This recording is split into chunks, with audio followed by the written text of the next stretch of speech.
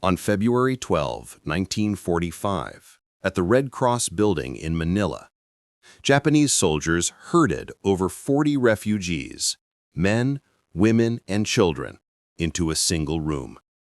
They poured gasoline on the floor, locked the doors, and threw grenades through the windows. As the building exploded in flames, soldiers stood outside with bayonets, stabbing anyone who tried to escape. Inside, people screamed as they burned alive. Mothers clutched their children. The elderly collapsed in the smoke. Within minutes, everyone was dead. This was just one incident among thousands during the Manila Massacre. For 29 days in February and March 1945, Japanese forces unleashed systematic brutality on Filipino civilians. They didn't just kill, they tortured, mutilated, and raped on a massive scale. Pregnant women had their bellies slashed open. Babies were bayoneted and thrown against walls. Teenage girls were gang-raped for days, then killed and their bodies displayed in the streets.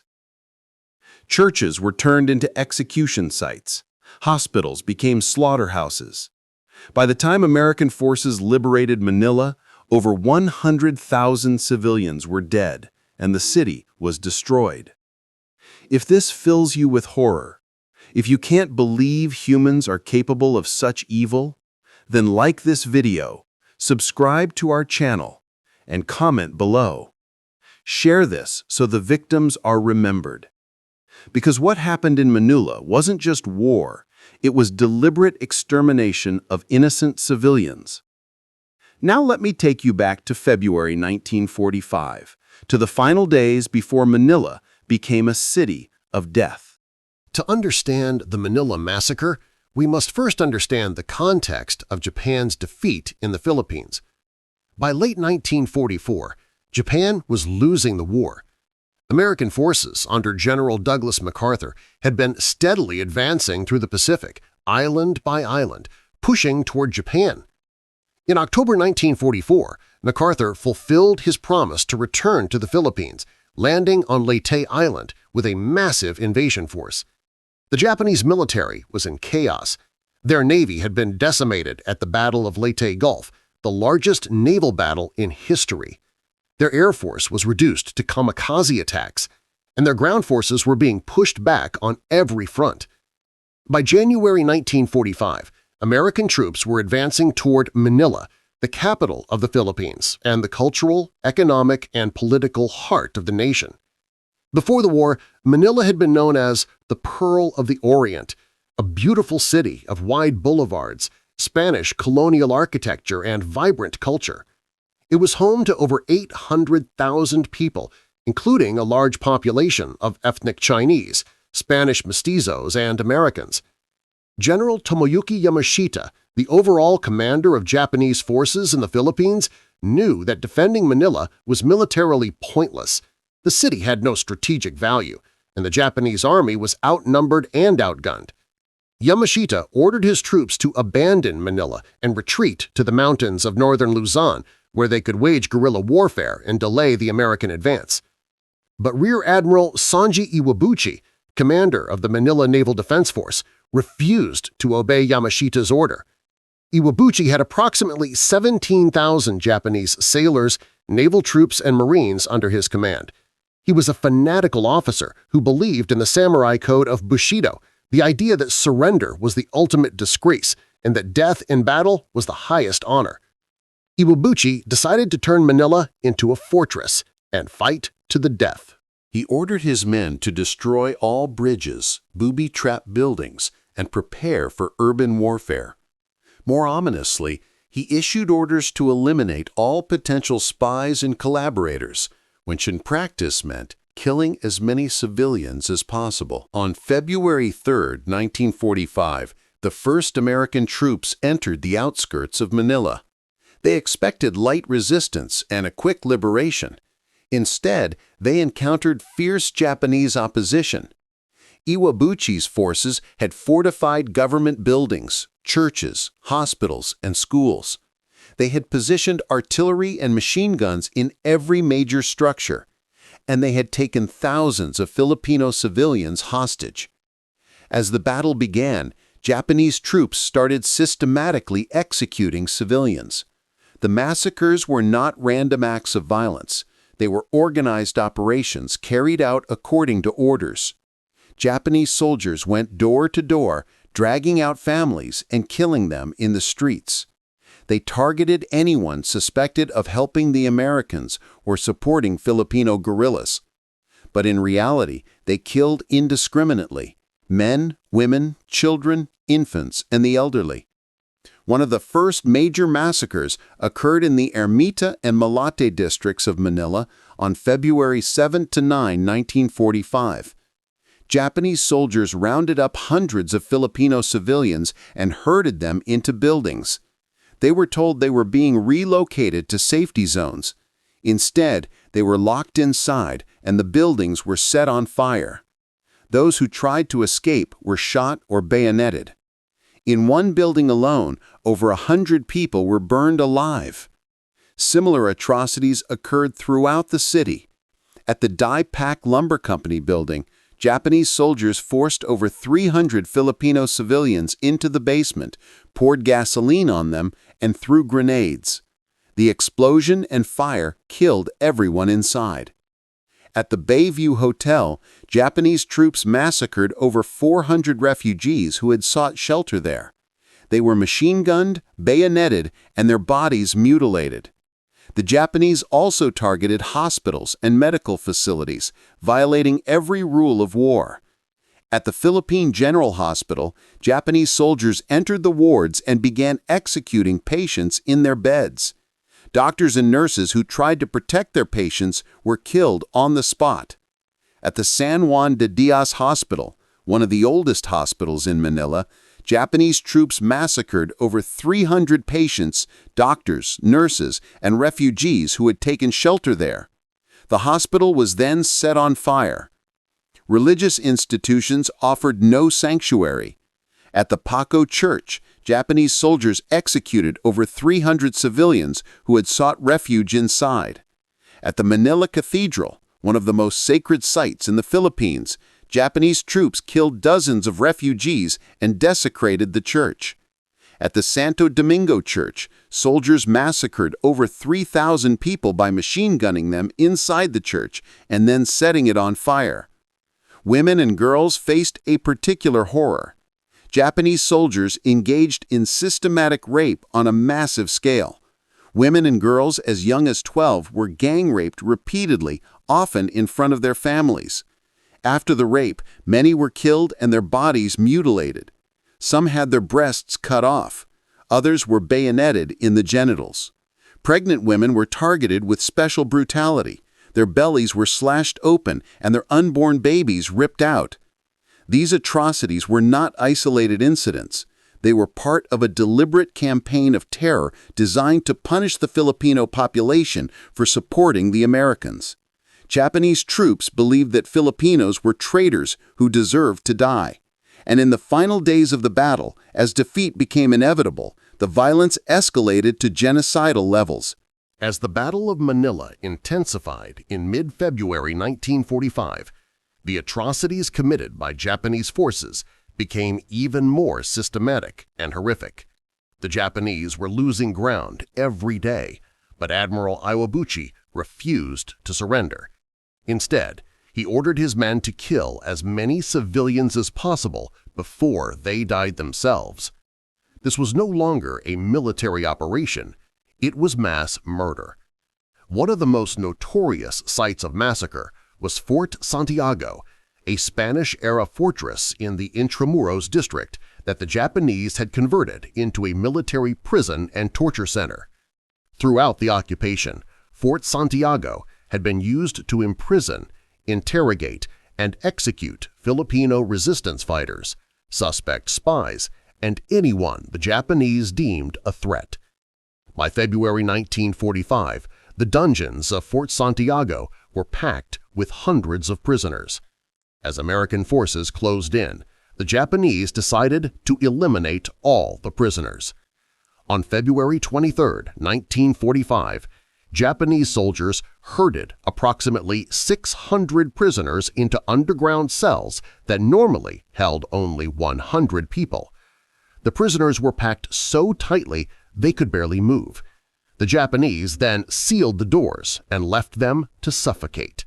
For hours, the prisoners screamed and begged for mercy. They tore the walls with their bare hands, trying to find air. Parents held their children above their heads, desperately trying to give them a few more breaths. But there was no escape. By the next morning, most of the prisoners were dead from suffocation, heat, and dehydration. When American forces finally broke into Fort Santiago on February 24th, they found piles of corpses, men, women, and children stacked on top of each other, their faces frozen in agony. Another horrific massacre occurred at the German Club, a social organization in Manila. On February 10, 1945, Japanese soldiers rounded up over 500 Filipino and foreign civilians, including entire families, and forced them into the club building. For 3 days, the soldiers systematically tortured, raped, and killed them. Men were beheaded. Women were raped and then bayoneted. Children were thrown out of windows. When the massacre was over, the building was set on fire to destroy the evidence. Only a handful of people survived by hiding under corpses. The scale of suffering during the Manila Massacre was immense. During the month-long battle in 1945, countless civilians, men, women, and children, endured unspeakable horrors at the hands of occupying forces. Thousands of families were torn apart as entire neighborhoods were destroyed and lives lost. Reports from survivors describe widespread atrocities and cruelty, affecting people of all ages and backgrounds. Even those who sought refuge in churches, schools, and hospitals were not spared. Religious institutions that once represented safety and peace became scenes of heartbreak. When American forces finally advanced into Manila, they encountered overwhelming devastation. Entire city blocks had been reduced to ruins. Streets, homes, and historic buildings lay in ashes. The once thriving capital had become a silent witness to human tragedy. Soldiers on the ground were shaken by what they saw, evidence of immense civilian suffering and destruction on a scale few had imagined possible. One American soldier later wrote that the memory of Manila would stay with him forever, a haunting reminder of the cost of war. Despite being surrounded and outnumbered, Japanese troops continued to resist fiercely, refusing to surrender. The fighting became close and desperate, block by block, room by room. The historic walled city of Intramuros became the final battleground. Thousands of civilians were trapped inside its stone walls as bombardments reduced the ancient district to rubble. By late February 1945, American forces finally reclaimed most of Manila. But the victory came at an unbearable cost. Tens of thousands of civilians had perished, and much of the city had been destroyed.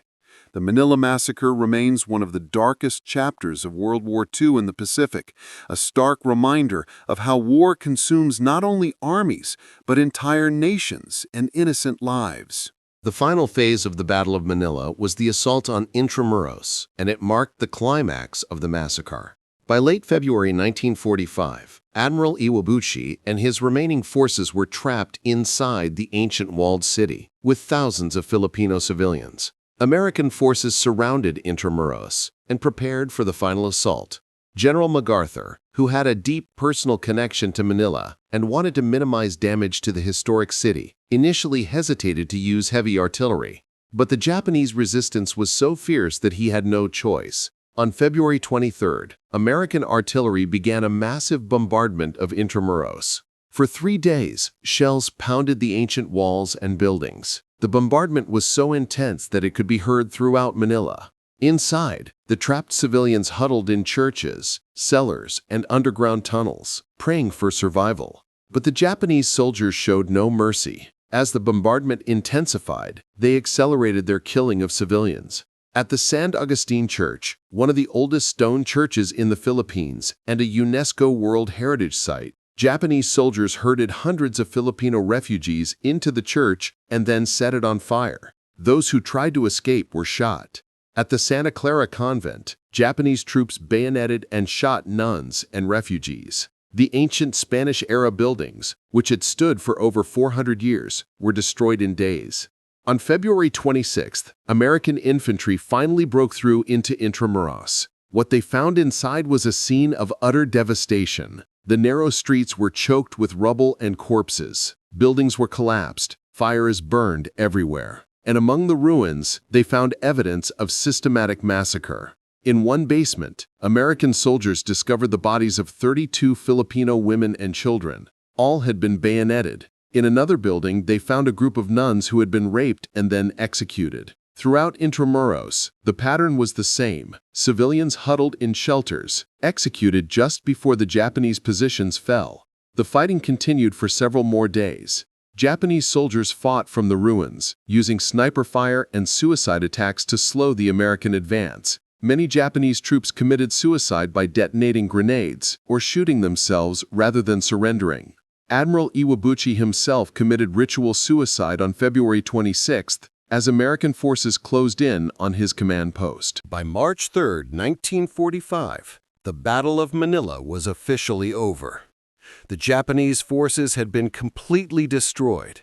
Out of 17,000 Japanese troops who defended Manila, only about 3,000 survived, most of them wounded or dying. The rest were dead, many by their own hand. But the cost to the Filipino civilian population was catastrophic. When the battle ended, estimates of civilian deaths ranged from 100,000 to over 200,000, with most historians settling on a figure of approximately 100,000 to 120,000 killed. This made the Manila Massacre one of the single deadliest urban atrocities of World War II.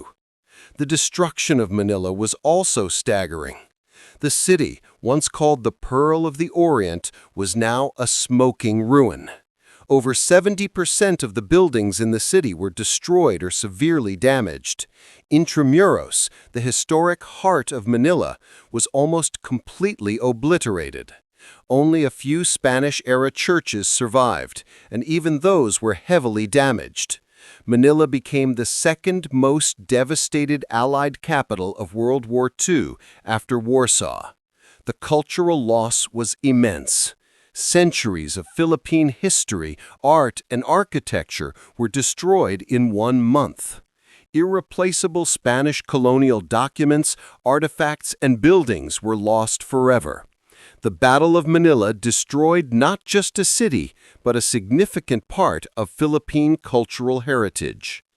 In the aftermath of the battle, American forces and Filipino survivors began the grim task of recovering and identifying the dead. Mass graves were dug throughout the city. Bodies were pulled from collapsed buildings, dragged from the Pasig River, and gathered from the streets. Many bodies were so badly burned or decomposed that identification was impossible. Families searched desperately for missing relatives, often finding only fragments or personal belongings. The psychological trauma on survivors was profound and lasting. Those who lived through the massacre carried the memories of horror for the rest of their lives. Women who had been raped were stigmatized by society and often remained silent about their ordeal. Children who witnessed their parents being killed grew up with deep trauma. Entire families had been wiped out, leaving orphans and widows throughout the city.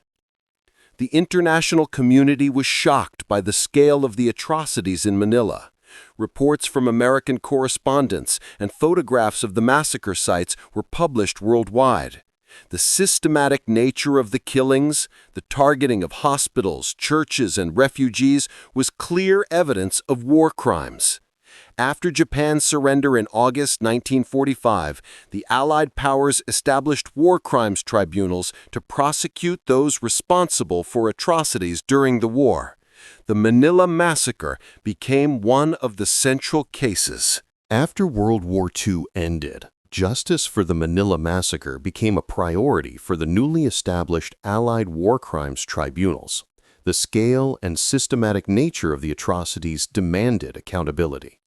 In October 1945, just 2 months after Japan's surrender, General Tomoyuki Yamashita was put on trial in Manila for war crimes. The trial was one of the most significant war crimes proceedings of the immediate post-war period. Yamashita was charged with failing to control his troops and prevent the massacre of Filipino civilians and the abuse of Allied prisoners of war. The prosecution presented overwhelming evidence of the atrocities committed in Manila, testimony from survivors, photographs of massacre sites, and documents proving the systematic nature of the killings. Yamashita's defense argued that he had ordered the evacuation of Manila and that Admiral Iwabuchi had disobeyed his orders. They claimed that Yamashita had no knowledge of the atrocities and could not have prevented them because he had lost communication with the forces in Manila. The defense also argued that the rapid advance of American forces and the chaos of battle made it impossible for Yamashita to maintain control. But the tribunal rejected these arguments. The judges ruled that as the overall commander of Japanese forces in the Philippines, Yamashita had a legal and moral responsibility to prevent war crimes even if he had not directly ordered them.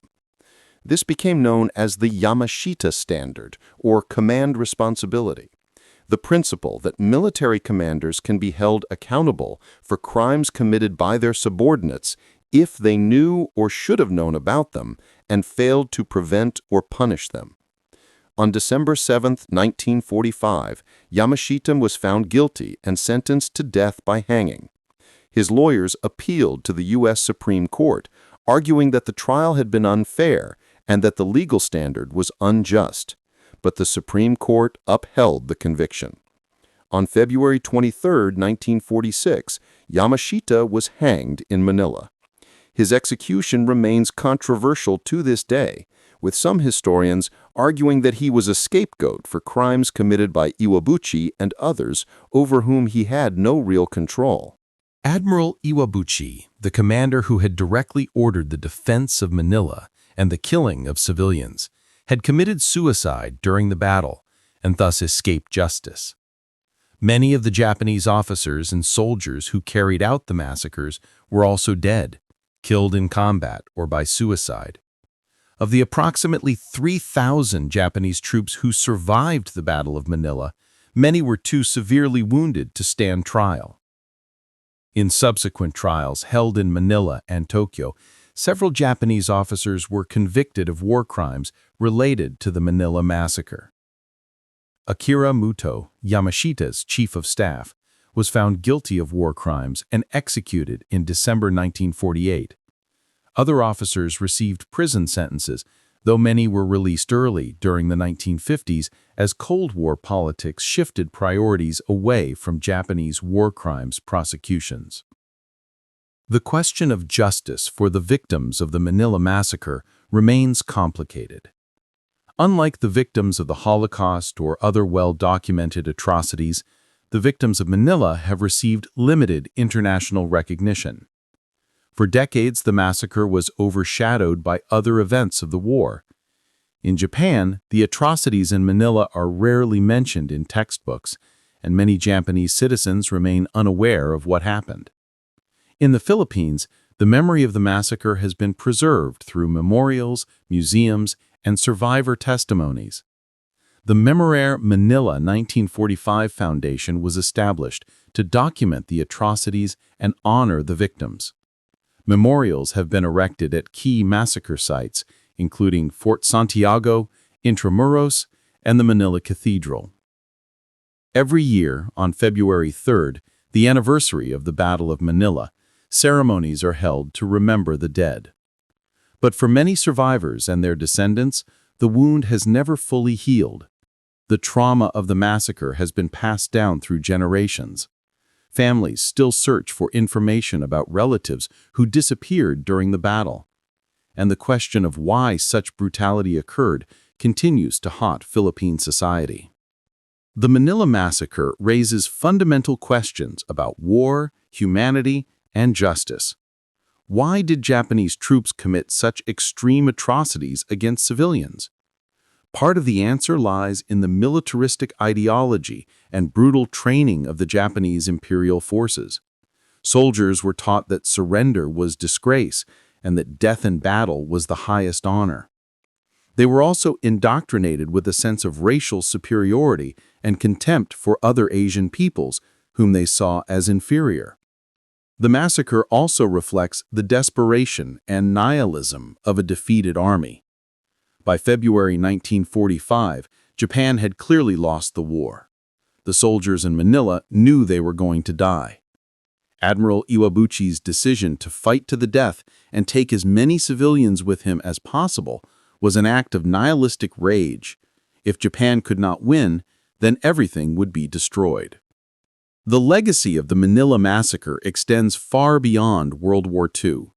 The Yamashita standard of command responsibility established in his trial has been applied in subsequent war crimes prosecutions, including at the International Criminal Tribunals for Yugoslavia and Rwanda, and at the International Criminal Court. The principle that commanders are responsible for the actions of their troops has become a cornerstone of international humanitarian law. Today, as Manila has rebuilt and modernized, the scars of 1945 are still visible. The ruins of Intramuros have been partially restored, but many buildings remain damaged.